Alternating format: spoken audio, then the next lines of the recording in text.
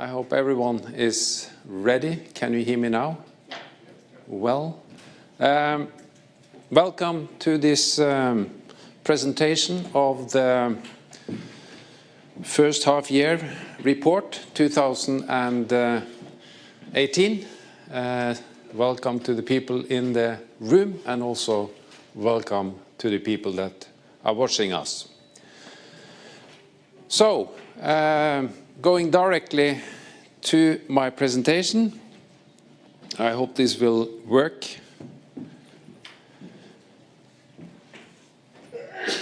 The highlights, first half year, 2018. We have a strong revenue growth after 3 years of decline.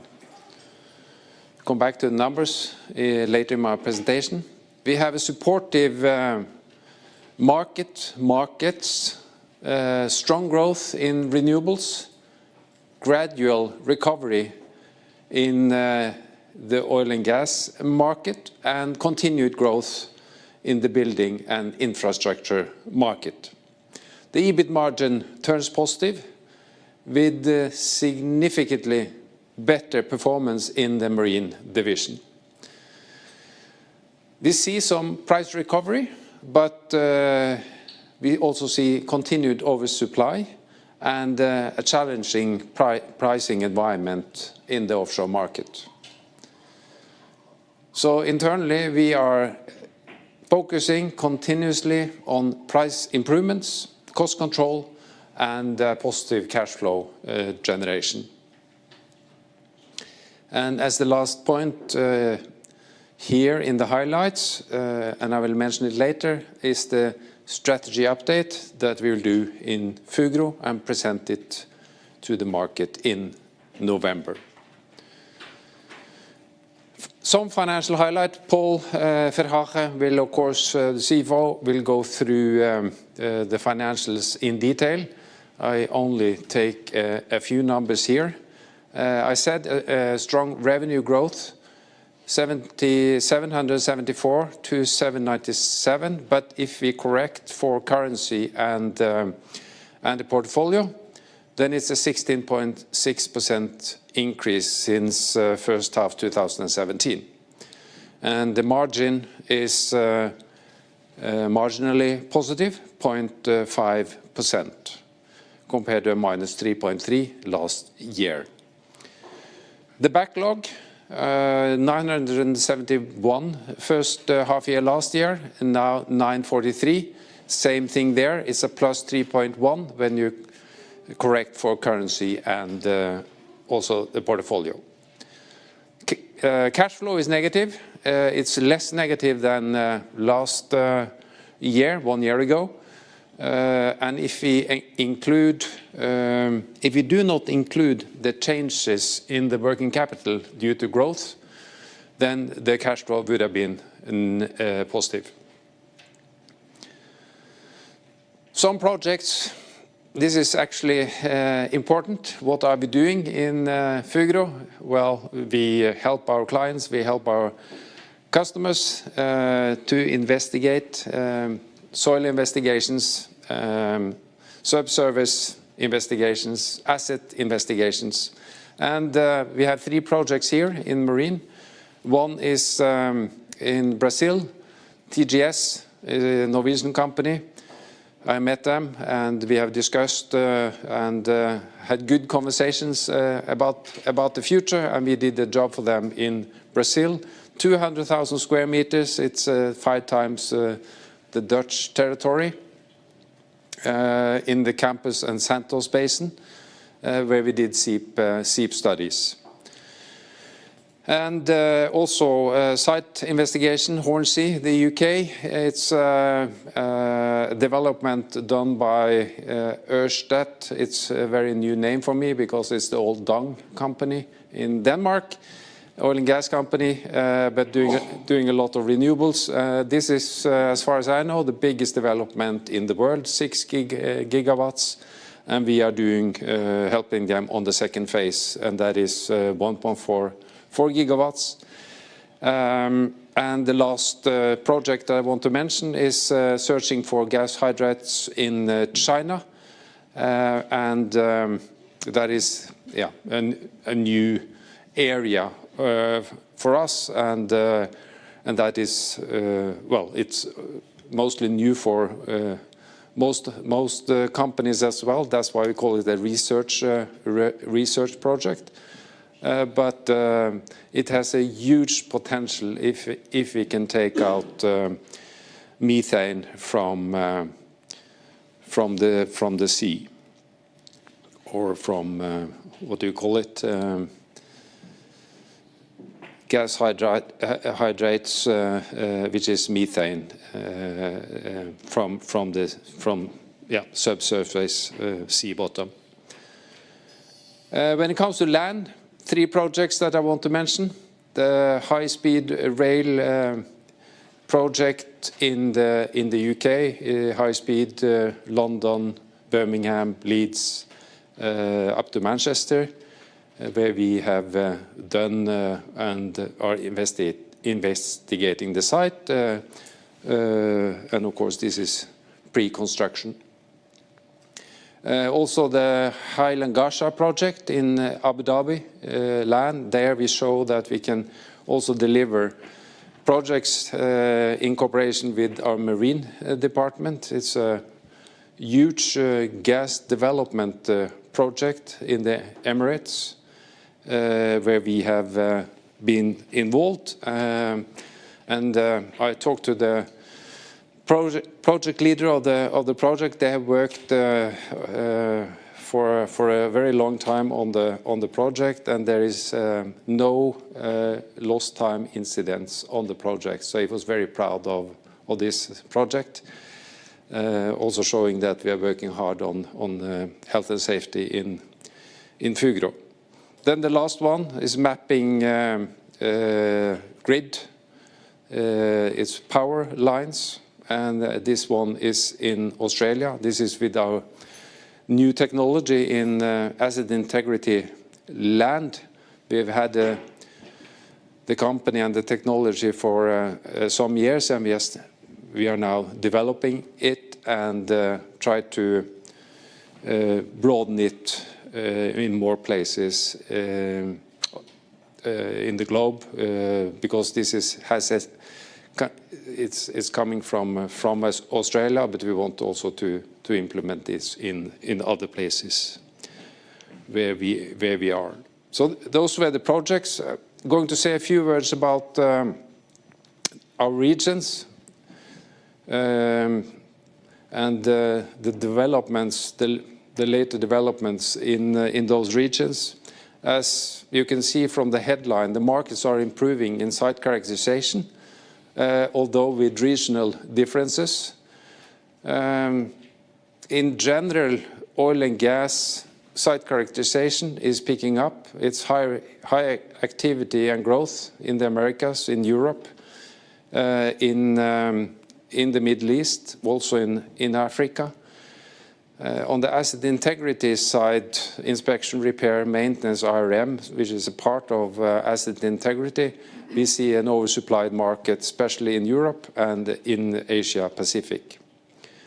Building infrastructure in all regions are growing at the moment, except for the Hong Kong region, where, as you know, we have a presence.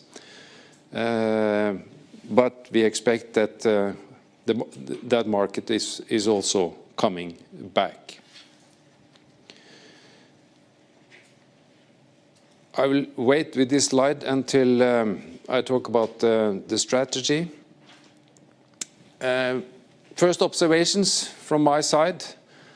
I came in 1st of January this year. Started traveling, took over as a CEO in late April, and very useful for me to visit our main hubs in Singapore, in Hong Kong, in Australia, Perth, Abu Dhabi and Dubai, in Europe, and met our people in addition to clients. And of course, the clients' meetings were very important. got feedback on where they see Fugro at the moment, how we can improve. In general, I met satisfied customers, and referring back to the projects that I just mentioned, I talked to some of the companies where we are performing these projects, and it seems to me that especially on the marine side, we have a market leader position in many of our segments. We have a strong brand, and we have technology that we are developing, and I will come back to that on the last point, the innovation side. I think also our clients, for instance, the big oil companies, are very happy that we can follow them all over the world. So we have a unique ability to offer global and bundle services, and of course at the same time show our expertise and professionalism to our clients. So many positive things to say about Fugro. That's my observations from the first 7 months. It's very clear that we have to improve further on the results. We see a huge and good improvement from last year now, this first half year. It's 35 million improvement, for instance, in EBIT in marine, and but we still have to work and to improve our results. That's very clear. We have to become more resilient because going into a cycle in an upturn is different from going into a cycle in a downturn, and we have to feel that we are in the safe zone also when the cycle is down. So becoming a more resilient company is one of our, at least my view, observing the company. And commercial acumen to be improved. This is not only the view from me, but I think it's a general view in Fugro that we have been fortunate enough to be a bit reactive in our approach to customers, and this is changing and will change further. So we will be proactive towards the customers. And then the last point, acceleration and digitalization. Acceleration of digitalization and innovation in the company, and I will mention more about that when I talk about strategy. We have been innovating in the company, and we are testing new innovations in the market. Maybe we have to increase the speed and focus more on specific innovations. A short market update. This is first the market segments: oil and gas, building and infra. This is based on revenue, and renewables power are the main ones, relatively stable since full year 2017, except for renewables, which is increasing from 7 to 10%. Come back to the market summary, because first I want to go through how we see the market develops. It's also others outside Fugro's view of the market. Come back to that. The key market indicators in 2018 is that all the markets where we are present are actually improving, except for the offshore oil field services expenditures. It's going down 3% in 2018 compared to 17. If you look at the oil price, as you all know, $75 Brent at the moment, has been at almost 80 level, comes from low, is now the highest in 3 years, and supply-demand balance is tightening. So at the moment we produce not we, but the world produces approximately 94 million barrels of oil per day. And this is what you can add based on what we know. It's information from, I think it's Goldman Sachs, and also the break-even prices for developing new oil fields. So it goes up, so we have a potential of 30 million barrels per day, up to $70–80. So there is potential in the world, but what is realistic? Well, as I said, I think I said 94, but looks more like 96 million barrels per day at the moment. If you look ahead 2022, we know that these fields will go in decline, produces less, around 14–15 million. We add new fields onshore, new conventional, 3, and then the shale, 12, and from new offshore, 6.2. Doesn't look a lot, but if you think about it, 6.2 million barrels per day is 3 times the whole production from the Norwegian sector. So it's quite a lot of barrels that has to be developed. Oilfield services expenditure, we see that this is from Rystad Energy. Their assumption or the estimate of new FIDs, CAPEX, in 2018 increasing to $176 billion US, and offshore expenditures, as I said, 2018 lowest in a very long time, but increasing from 2019. That's important for us. And since we have the FIDs now increasing, that is also why I would assume that site characterization in Fugro is increasing in revenue as well, revenue and EBIT. Offshore wind continues to grow, and Europe has grown a lot in the past, will still do, but we also see new developments in the US and Asia, where China is big, but other places in Asia like Taiwan and India is coming. So this market is growing. And we have a stable growth in the buildings and infrastructure expenditure. So there we should be able to participate in new projects. It's growing, as I said, 6–7% every year. So coming back to the slide regarding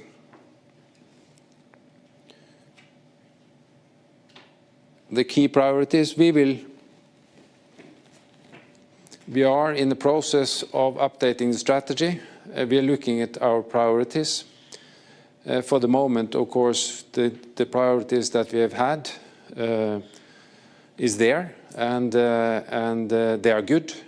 So with the clients, we have strengthened our commercial capabilities, talked about that, because being more proactive, we are sending people through training, and that is also reflected in the second point, where we train people on their commercial acumen,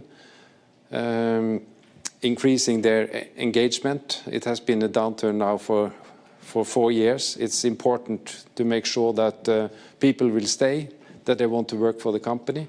And my impression is, as I said, that we have very enthusiastic and motivated people. And so we need to care about our people. Also, I noticed in Fugro that the ratio female-male is relatively low, less than 20% females. And of course that is to only pick talents from 50% of the pool is probably not smart. We want to pick talent from the whole pool, so both male and females.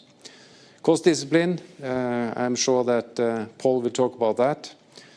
On the operational excellence side, we have had project leakage. We have said that before, last year, for instance, and we want to work and standardize and digitalize our services, and we want to work safely. On the innovation side, target is, of course, to launch commercially successful innovations, and we have set up a process for that. We have innovations. We also need to have a business model that works in the future. And all this will be addressed in our upcoming strategy update. We will not only talk about near term, we will also talk about a more mid-term, long-term vision for the company. So this is a flavor of what we are going to do. I've talked a bit about the market, and just to repeat the highlights from first half 2018, strong revenue growth after 3 years of decline. Markets are growing, strong growth in renewables and building and infrastructure, and we have a gradual recovery of oil and gas. EBIT margin turns positive, has turned positive with significantly better performance in the marine division. And this is maybe important also to notice for the second half this year. We have seen some price recovery, but the market continues to be challenging, and we will see a challenging pricing environment in the offshore market especially. We focus to improve our price, cost control, and the positive cash flow generation. I will come back to the outlook later in a presentation and the strategy I mentioned. So I think it's for you, Paul.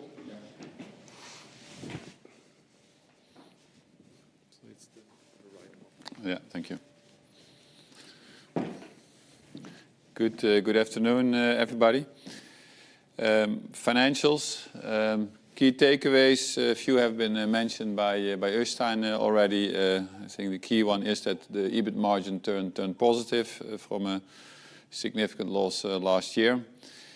Very important for us, working capital, although the total is negative, but that's for a good reason. Strong revenue growth. If you take that out, actually it's a positive cash flow and a 50 million year-on-year improvement, which is very significant.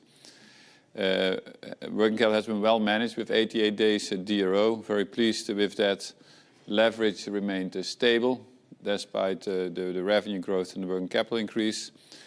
And outlook for the year is basically comparable revenue growth, marginally positive EBIT margin, and positive cash flow, which will be dependent on revenue growth and working capital. 16.6%, that's a strong growth,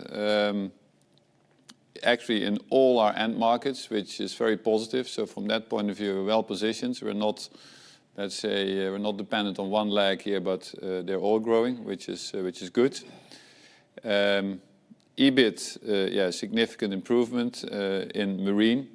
Unfortunately, land year-on-year down a little bit. We'll come back to that, as well as seabed. If you take out the one-off, also seabed was down a little bit year-on-year. Capital employed, relatively stable. Some reduction because of lower depreciation than, or lower capex than a depreciation, and also reduced DTAs, deferred tax assets. Here you see the revenue development, and you see the spike in Q2. I mean, 16-17% in the first half. Q2 was really strong with 30% comparable revenue growth, especially if you see where we come from after 3 years of decline. All that growth, or the bulk of the growth, was in marine. Land was more or less flat, and also double-digit growth over a much smaller number in seabed. And the currency and portfolio impact was around 100 million, so pretty sizable, as you can see. EBIT turns positive, so this is not the EBIT that you see, but the changes in EBIT. So last year's EBIT as a starting point was minus 25, first half 17. So 35 million improvement in the marine EBIT. The land EBIT, the operational part came down by 2 million, and then there was last year a 6 million settlement, which we don't have this year. So obviously a reduction then. And CBET went up 2 million, but that includes also a one-off. So excluding that one-off, it would have been down 3 million, bringing the total to plus 4 million. Then marine, 26% growth in marine, and yes, we already saw it coming to a certain extent last quarter during the trading update. The early cyclical marine site characterization is really taking off with 44% growth. That's pretty significant, obviously. The 12.8%, which in itself is a respectable growth, suddenly seems very marginal, which of course is not the case. It's also a double-digit growth in asset integrity, in particular in APAC, but under very challenging market conditions. I will come back to that. And vessel utilization improved 5 percentage points compared to last year. EBIT in marine improved in most regions. Americas did well, Europe did well, Africa was better. Middle East is continued strong, but slightly below last year, but still good performance. And APAC improved, but still overall not so good performance. In particular, I come back to the business lines, because of IRM that is still severely oversupplied, and still severe price pressure as well in that business line. Site characterization, very different. You saw the growth to 44%.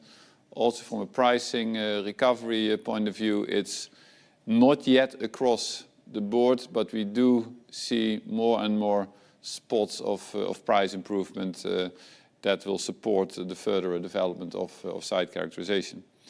And capital deployed, it's flat. That's pure coincidence, 873. That's not a mistake, but there are some pluses and minuses under that number.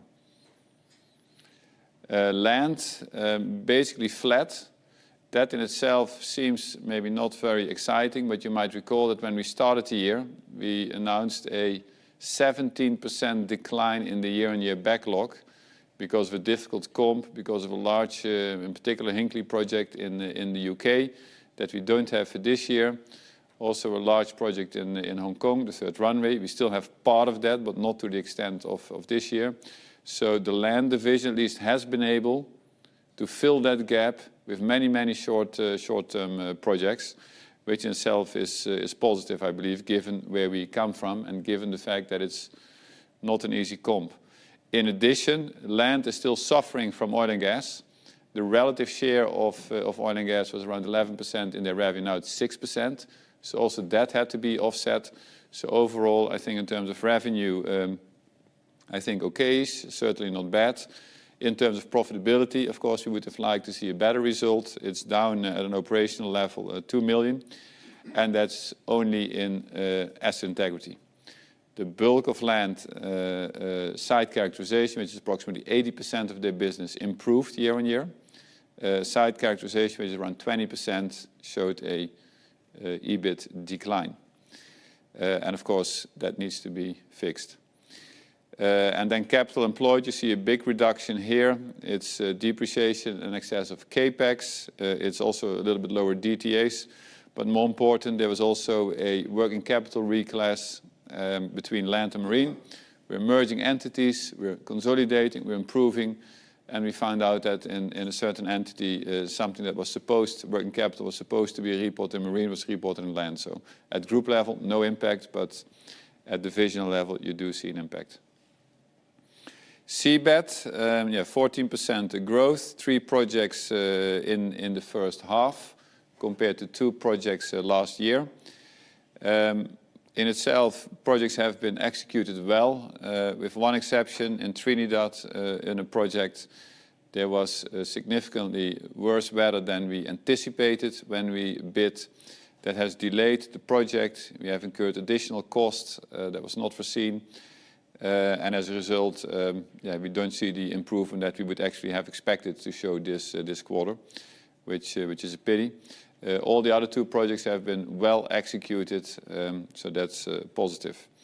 And capital employed increased mainly because of an outstanding receivable that was not yet paid related to a project we did in Nigeria. Now the bulk has been paid after the half year, but unfortunately we could not collect that before half year. Financing cost, 32 to 35, from 35 to 32 million in total. First, the most important number I think here is the real interest. The rest is a lot of accounting. The real interest paid is 12.6 million compared to 14 million last year, despite a lower average interest rate, but a higher debt due to the revenue growth. The other, let's say, cost and interest expense is mainly related to amortization of fees that were previously capitalized but are being reduced now because we repaid the USPP loan. And furthermore, there's also, it's a little bit technical, but for the subordinated bond, you accrue based on a subordinated implied interest rate and not on the coupon. So you accrue at a higher rate, and of course you pay based on the coupon. And that difference you see in also interest expense. And last but not least, also impacting net debt, 17 million impact from currency devaluations on cash balances, and the bulk of that was sitting in Angola, on the Angolan kwanza. Working capital.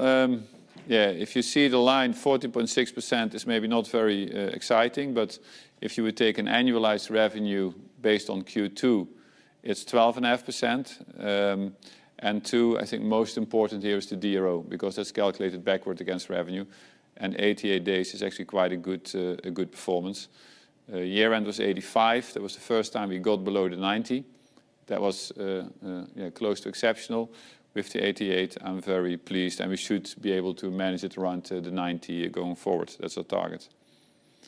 And of course, if we can do better, we will, but that's to be seen. This is what I mentioned on cash flow. You see here, basically, if you take the free cash flow, take out change in working capital, it's positive 12 million. Change in working capital, 56 million, bringing the total to minus 44. Last year, first half, we were still at minus 37 million. So that's the 50 million improvement I talked about. Last year's change working capital was 29, bringing it to 66. And this is, of course, because of a seasonal revenue. The starting point is a low Q4 of prior year. That's the starting point for this year. You go into the season in Q2, you build up working capital. And of course, the expectation is that also Q4 in this year will be lower than Q2. Working capital will be reduced, and that will release cash. We're well within our covenants, leverage stable at 2.5, fixed charge cover at 2.5 compared to 2. Debt maturity profile is fine. The first maturity is in 2020. And the net debt, the 502 is including everything, and the 254 is the number excluding the net debt part of the subordinated bond. And that is used for covenant calculation, the 254. And that's it. So I hand back to Øystein. Thank you, Paul. Yeah. So the outlook next half year. This is the backlog, and it shows that we have an increase from last year, second quarter 2017, plus 3.1%, and that is corrected, of course, then for currency and portfolio. We see that it's a decrease since last quarter, and what can be noted here is that we have a Q4 that is more uncertain. Of course, it is in general a lower activity in Q4. Visibility is not 100% clear, and therefore Q4 is uncertain, but these are the numbers at the moment. And I would say that it goes more in the conservative direction than in the optimistic direction. But this is 943 millions for the pipeline.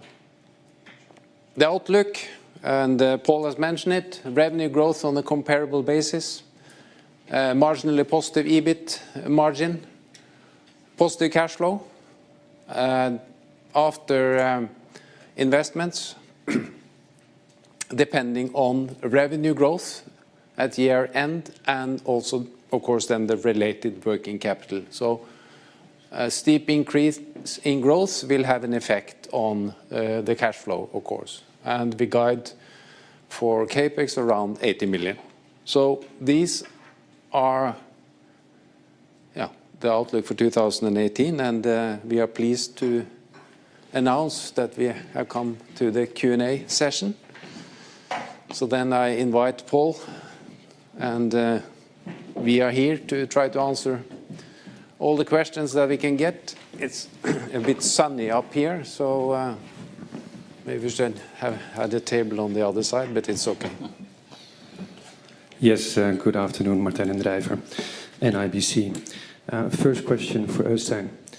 The strategy update, will that be including all options, divestments, M&A, or is there some sort of limitation in what you're looking at? It's a strategy update. Can you hear me? Yeah. It's looking at the company as a total, and we are discussing everything, of course. So in a way, no limitations. On the other hand, it's we know what we are good at, and that is what I want to say about strategy update. Because as soon as I start to talk about it, then I want to give you more, but I cannot do that before November. All right, I'll move on. On marine, it was mentioned in the press release that utilization was up 5%. Can you tell us where it stands actually, so we can gauge how much growth can still be derived from the existing fleet? It was, so the first half year, 69% on average. Coming from 64 last year, first half. Okay. With obviously, but that's what we typically don't disclose, a higher utilization site characterization than the 69, and a lower utilization and asset integrity than the 69. All right. And when we talk about the price level, spots of improving price level, it would also be good to understand where we stand actually today, basically with the same kind of background. I know that the period 2012-2015 was, or 14 rather, was rather beneficial in terms of pricing in the marine market. It's obviously much lower today, but what do you think could be the upside? If you could provide some guidance as to what it could be. I'm not assuming that it will go back to the 2014 level, but are we talking about, if the deep water market comes back, so are we talking about 20% more upside in day rates, 50% more upside, 100%? It's very difficult to speculate on where is the maximum price in the future. It's easier to answer where it has been and then where it is. And at the moment, we see that the site characterization is picking up, and on the asset integrity, and this is marine. We have a very competitive market, and when does that pick up? That is difficult to say. But of course, as you saw in my presentation, more developments where we have where the companies have taken the FIDs will come in the value chain. So the first, the site characterization, and then asset integrity eventually. So I basically think that the demand side, from our side, will pick up. Supply is there, and then it's a discussion, when do we have a balance, and the price levels will be difficult to estimate. I want to follow up on that, because you've been busy on the Lisa one. Paul, we already mentioned something like we're all over that. So you have some point of view, you have pricing in the deep water markets. I'm not asking about 2 to 3 years from now, but you know what your pricing differential is between deep water markets, for example, with Elisa, and what you're earning on the offshore wind or the shallow water. So what's the differential between those two then? And then we're talking about pricing today. Yeah, I don't know. Is it usual that we reveal our prices? Well, ballpark. I'm not asking about day rates as such in detail, but just ballpark. No, well, what I can say is that we see contracts that we enter maybe 10% higher, maybe 15% higher, maybe 20% higher. So it differs in different areas. But we see increases in site characterization in general overall, but not in asset integrity. So I think I'll stop there when it comes to price increases. All right. Moving on to geoscience. If my calculations are correct, the EBITDA margin underlying actually declined significantly if we take out all the one-offs that are in clean EBIT. I cannot fully align that with the delay in the BHP project. Can you elaborate a little bit on what's happening there? Is that sales mix change? And relative to that, or relating to that, the Buzios project was delayed approximately 6 months. Mm-hmm. Does that mean that you're missing probably a month and a half? The project was $90 million. So you're basically missing $20 million of revenue, is that right? And this is a high margin project, if I recall correctly. Okay, maybe first on the first one. Relatively high. Not all crews were working in the first half, so obviously that has an impact. The BHP delay was actually around, let's say 3 to 5 million euro impact, so it was a significant amount. And that was pure due to weather, much stronger current than what was anticipated. So that's an important data point. Buzios, by the way, was 90 in total. We disclosed that last time, but part of that was for our partner. So our revenue is 60, around 60, close to 60. It is indeed delayed.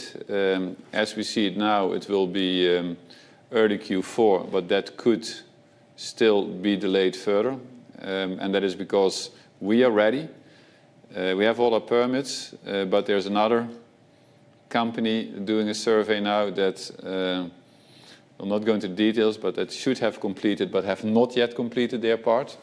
And we have to wait until they have completed their survey before we are allowed to start. It's a little bit of a frustrating situation, but that is what it is. So latest view, again, subject to change, is October, Q4.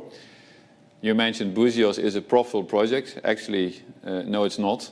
This was the first project that we bid with Manta, and as you know, the industry is somewhat conservative. We had to go a little bit deep. It's still cash flow positive, so there should not be a concern, but it is not as profitable as it should be, because this is a new technology, new project, and yeah, this is a launching customer. So that's which we also communicated before. Yes, thank you. 2 final questions. On land, on asset integrity. EBIT turned negative on adverse weather. If adverse weather can result in negative EBIT margins, pretty steep ones, should Fugro actually be in this business? I know strategy update and all, but still, this is an actual result now. I would answer like this. Asset integrity land is in transformation. And if you compare it to the business 2, 3, 4 years ago, it's different. And it takes time to build up the relationship with the clients, but it also takes time to broaden the innovations that we have. Maybe they are successful at one place, for instance, Europe, but we also need to develop it other places in where we are. So it will take time, and when we have problems like we have had, both in Australia, and the US.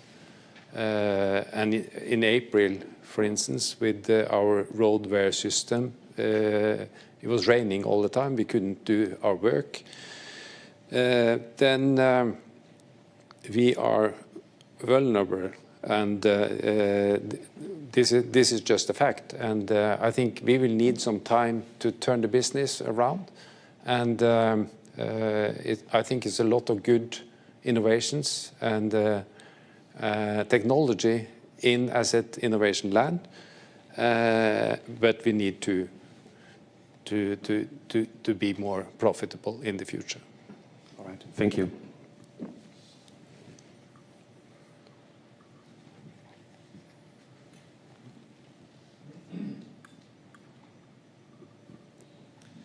Yes, my first question would be on the revenue side.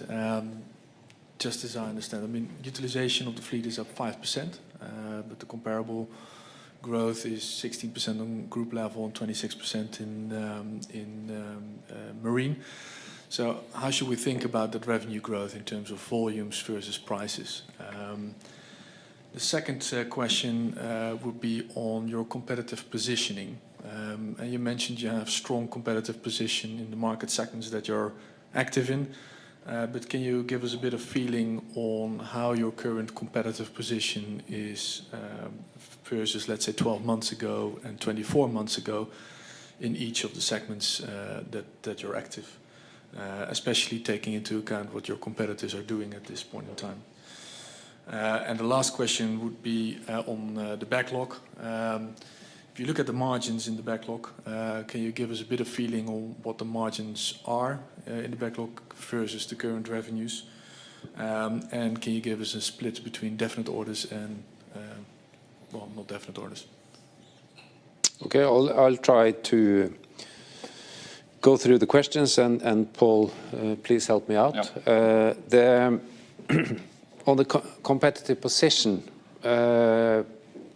on the second question, I was not here 24 months ago, but I don't see that we have lost a market share to our competitors. It's a general reduction in the amount of work because of the downturn in the oil and gas industry. But I think we are still strong and market leader in many of the areas. So that is not, I'm not worried about that.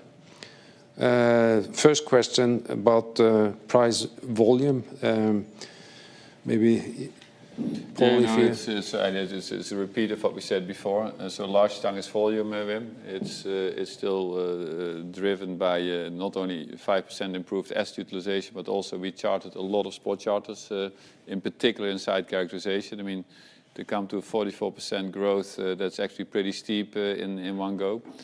There is some price in it, but still spotty, as we said, and yeah, with your question to the backlog, that is of course expected to improve somewhat going further into this recovery. So from that point of view, site characterization backlog in terms of margin, still difficult to say, but should be somewhat better than the first half. Asset integrity, don't expect anything yet. That's still severely oversupplied and very competitive. And still a battlefield.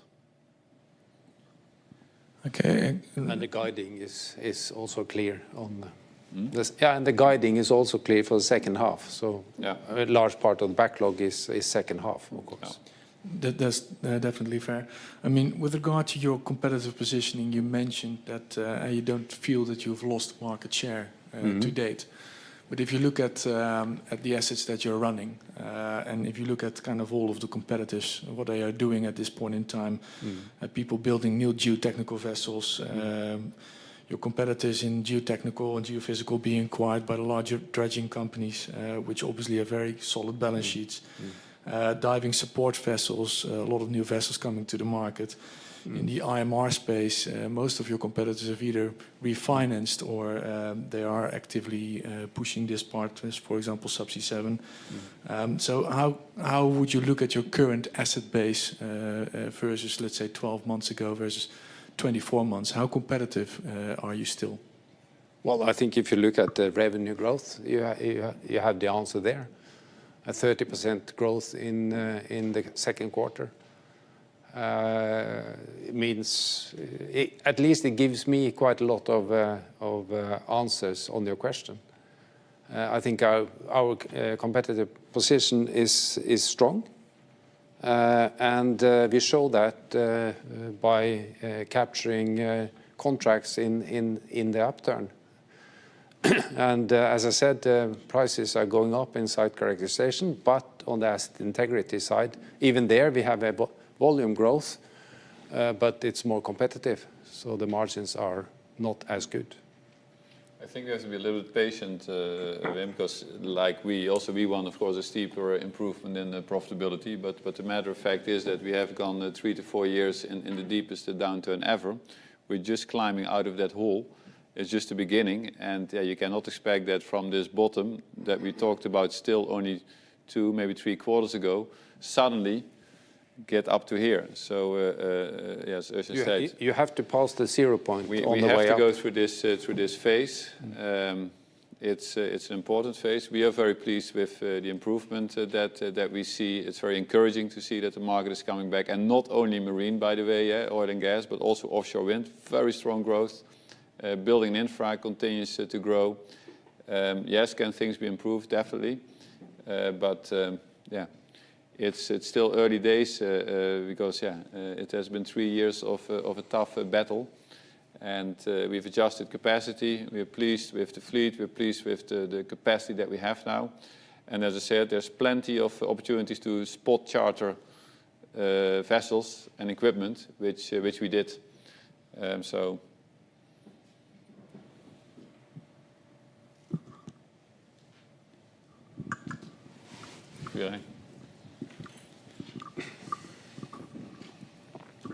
Good afternoon, Quirijn Mulder from ING. Couple of questions. First, a couple of small ones. Can you indicate the depreciation for 2018 as a whole, given the fact that 53 seems to me at the low end?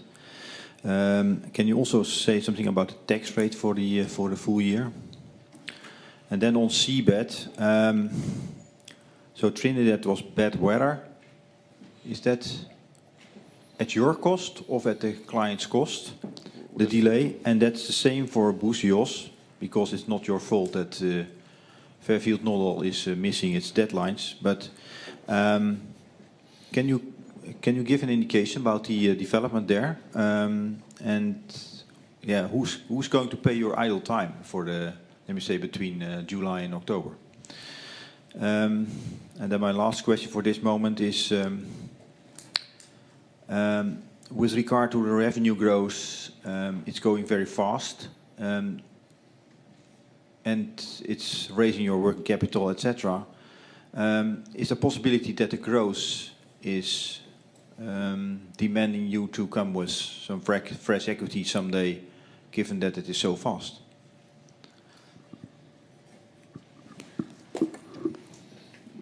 Shall I start, or? You can start with this, and I can try the last one. Yeah. Depreciation, indeed, take first half year as a guidance, Quirijn, and multiply it by 2, and you will be pretty close. Tax, very hard, because the reason why the tax rate is so high in the first half is because mainly because of unrecognized credit losses on the balance sheet. They're still there. I've talked about it before, but under IFRS, to put them on your balance sheet is quite tough. You need to have a forecast that is very reliable, so actual relative to forecast. You should not have a history of losses, which, given the downturn, unfortunately, and all the impairments we did in many countries, we have. So although we do believe that we can benefit more than what you see in our balance sheet, we cannot put it on our balance sheet. And that makes also a prediction very difficult, because it depends really in which geographies you make which money, and how much of credit losses can we actually add back on the balance sheet as DTA. That was the tax. Then on seabed, actually the loss that I just disclosed was higher in Trinidad, and that's because the customer has paid a part of that loss that we had, but not everything, unfortunately. That's the commercial reality that we need to live with. And the same is true for Buzios. Obviously, we are discussing this with our customer, but in the same way that for Trinidad we did not get 100% compensated, that would be most likely also too optimistic to assume that for Buzios. That is simply the commercial reality still of today's market. And then on your last question, I just go to the outlook for the year, and also the statement that we have on net debt EBITDA, where we have a 2.5 now and expected to improve at the end of the year. So we will manage a revenue growth, and of course we are looking forward to revenue growth, but also to EBIT growth. And that improvement is not on the back of raising equity, eh? That's on the back of improved results. Yeah. Just to be clear. Yeah, I didn't think about it at all.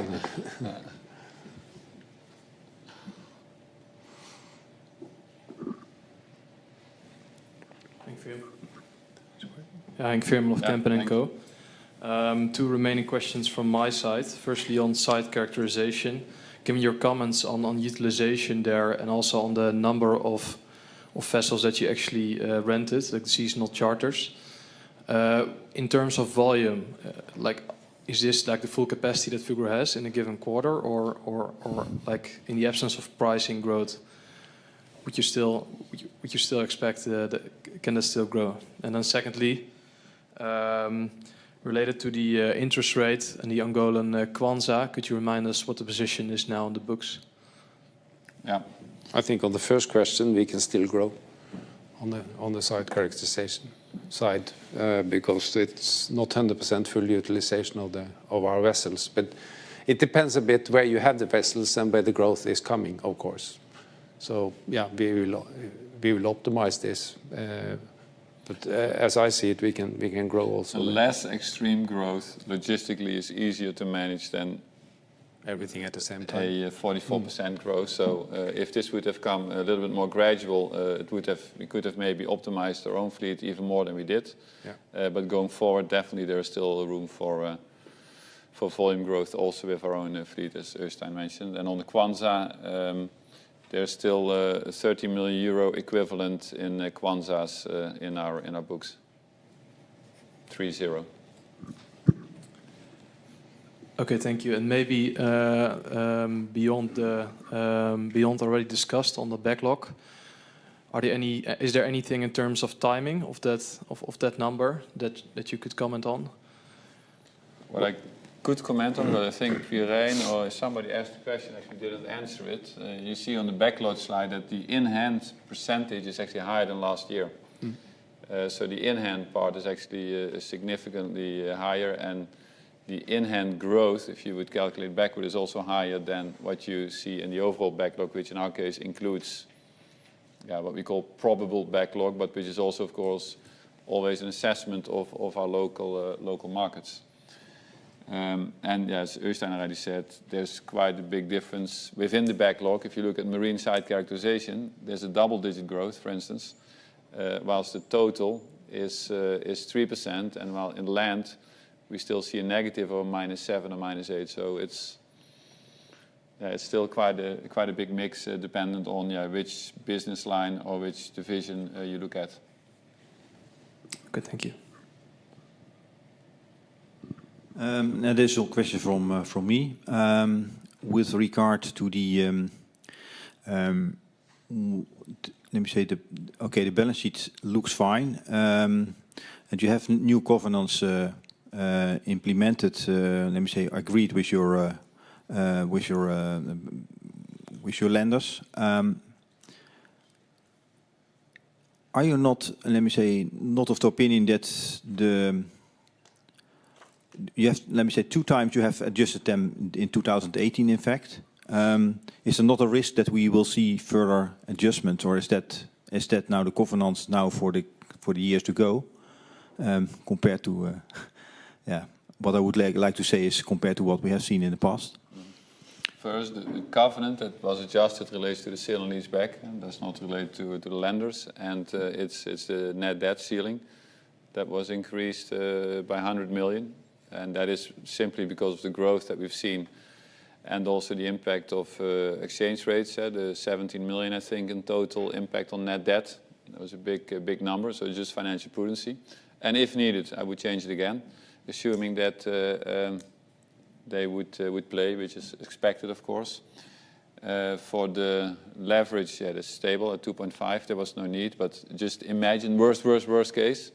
If needed, I would go and see if you could get an amendment or a waiver again, but that's at this moment in time not on our radar. But again, if needed, we will proactively manage this as we have done until now. Then my final question on the fleet. You hired these vessels probably in the second quarter. Did you do that at the beginning? And are still, let me say, you're still in the time charters in for the third quarter? Is there still a lot of work to do there with regard to the short-term charter vessels? For me, that's a very detailed question, so I have to come back to that. Yes, based on the 3-month backlog, we can say that still a reasonable part will continue to work in the third quarter. Probably. Yeah.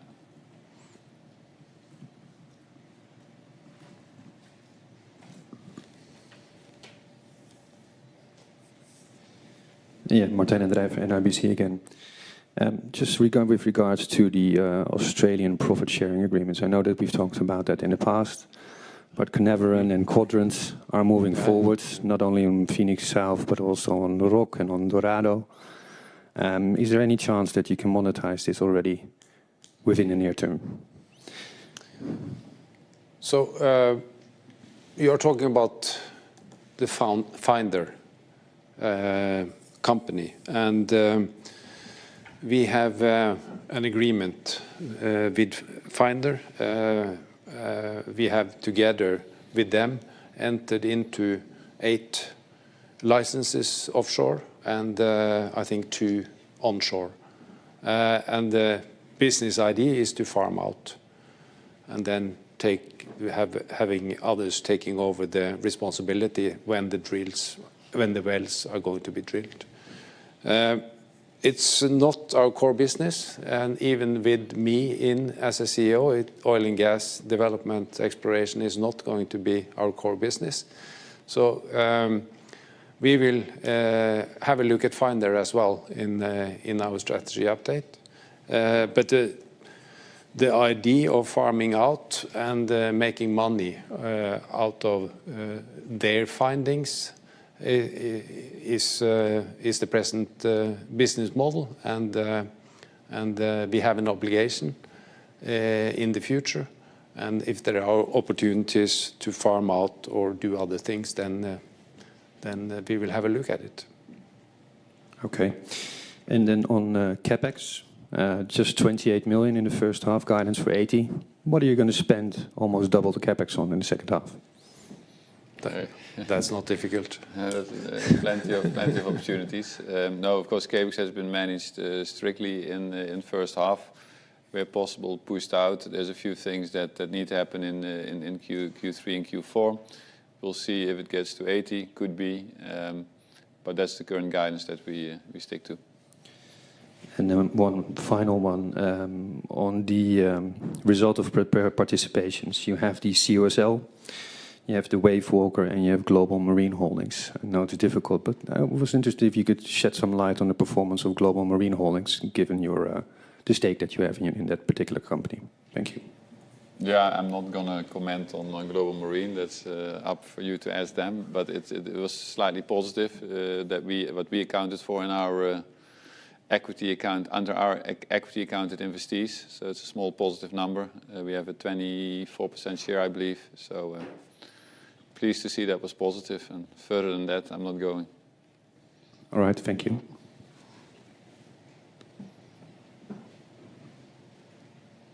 Wim? I would like to come back to the, by the way, Wim Gille from ABN. I'd like to come back on the capex guidance. Obviously, 80 million for the year. I think that's very clear. But given the fact that all of your equipment has been depreciated, or almost all of your equipment has been depreciated and has come to the end of their lives, how sustainable is the 80 million for the coming years? That's a question for October or November, Wim. All right. Maybe the last question would be on the ROV side. Obviously, you're a big player in that market. Can you give us a bit of feeling on the utilization rate? If we look at kind of your competitors in this space, they're reporting all-time lows in terms of utilization rate in ROVs.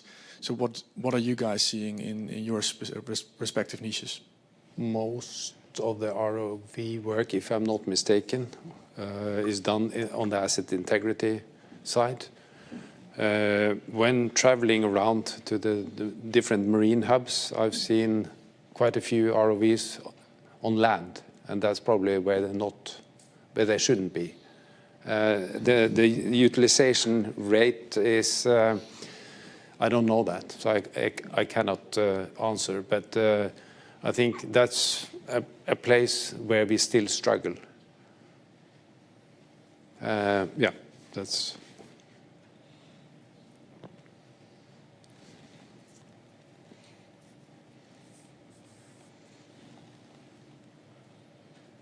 No more questions? André.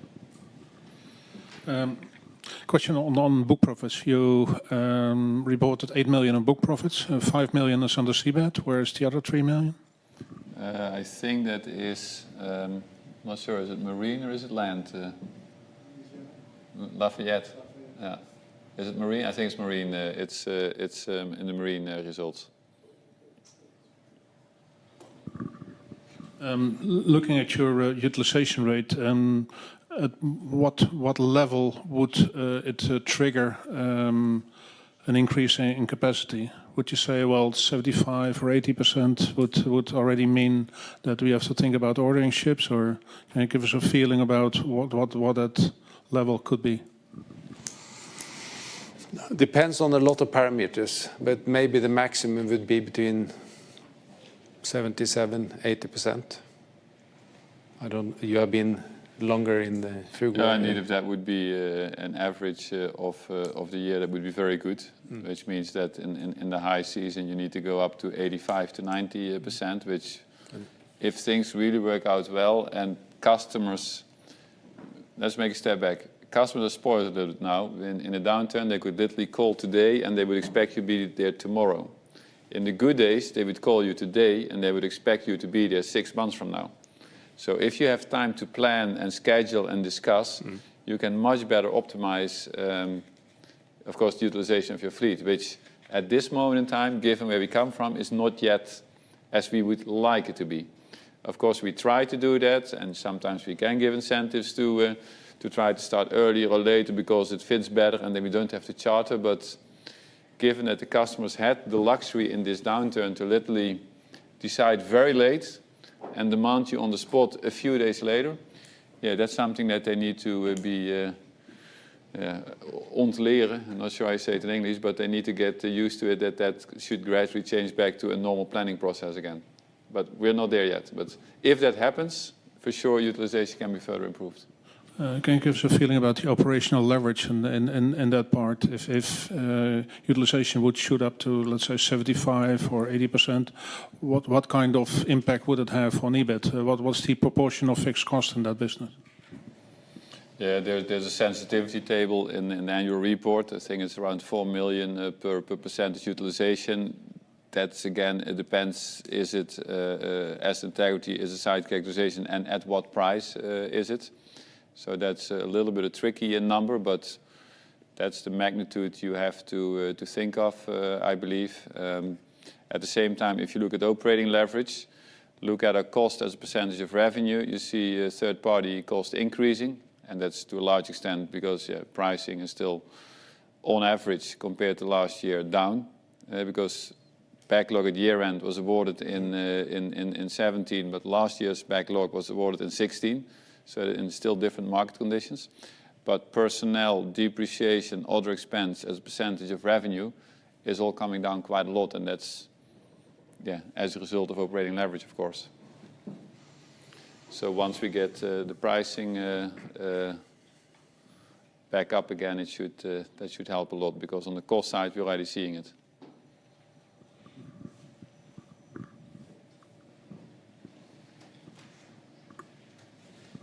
Yeah, on some competitor in the seabed has said that there's a lot of opportunities in the market, expecting a good order intake. We have seen of them 2 3 months contracts, one in the Far East and one in North Sea.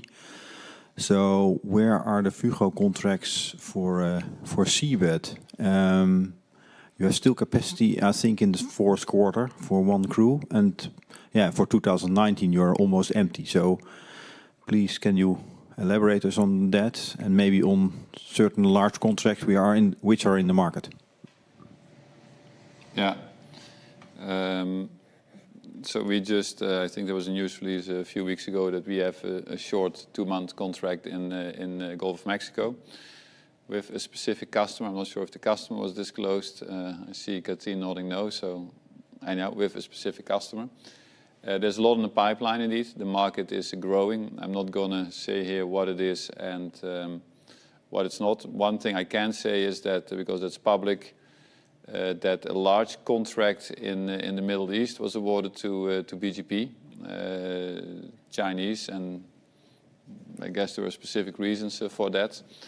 That was hard to compete, to be honest. But that is indeed not on the market anymore. That is gone.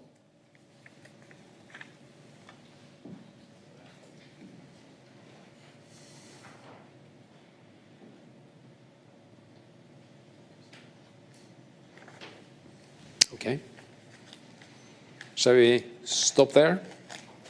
Thanks a lot for coming, and also all the viewers. Thank you very much. Yeah, thank you.